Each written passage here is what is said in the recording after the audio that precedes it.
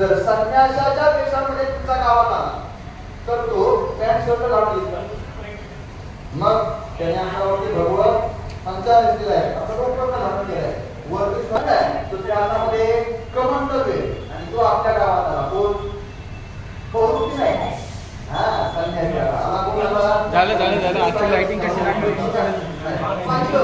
आपल्या गावात कोणा काही जणांना तरी कुटुंबाला बोलतात, लोकांना कळत नाही आता बोलते का संन्यासी, कळत नाही लोकांना, लोकांनी पाहिलं, लोकांना दिसला कोण संन्यासी, लोकांना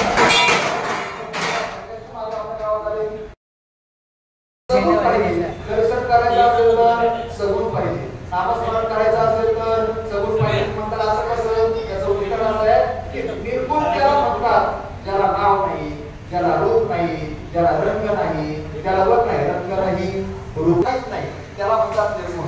ज्याला रंग आहे, ज्याला वर आहे, ज्याला रूप आहे, ज्याला नाम आहे, त्याला म्हणायचं दोन रूपाने. अगदी ज्ञानोबारांची भाषा आहे, रामाचं निर्गुण रूप ज्ञानोबारांनी सांगितलं. सर्वांगती रामध्ये हा देही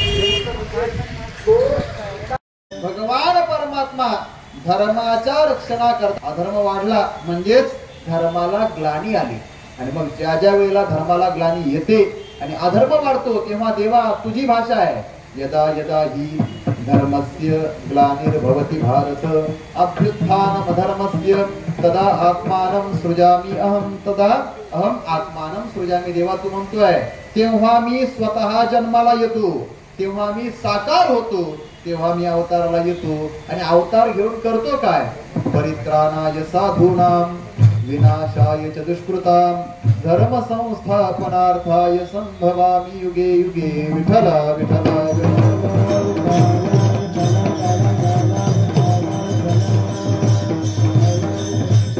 अगदी त्या द्वापार युगामध्ये सुद्धा हाच परिणाम पाहायला मिळतो.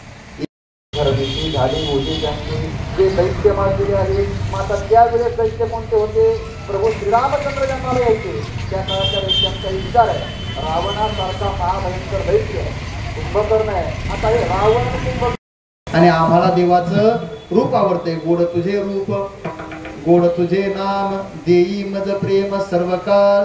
म्हणजेच राम निर्गुणच आहे. राम स्वभावतः कसा आहे? निर्गुणच आहे. पण तो आज जन्माला येतोय म्हणजेच तो सगुण होतोय.